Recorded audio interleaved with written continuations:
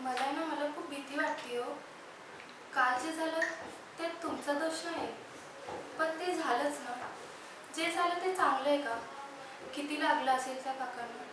आणि हे बघा, कुठलीही हिंसा ही वाईटच, किंवा कोणत्या मुंगीला मार नाही आणि कोणत्या झाडाचं पण खोड नाही, कारण त्यात त्याचा जीव असतो. नाही नाही म्हणजे माझ्या बाबांनी तसं मला सांगितलं. माझे बाप्पा मुख्याध्यापक आहेत ना. आधी मुख्याध्यापक होते, आता तर उपमुख्याध्यापक झाले. त्यांनी मला तसं सांगितलं.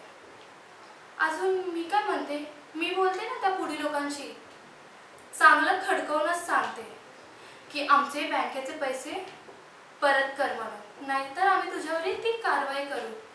चांगलं खडकवूनच सांगते. आणि तुम्ही जरा शांत व्हा, शांत.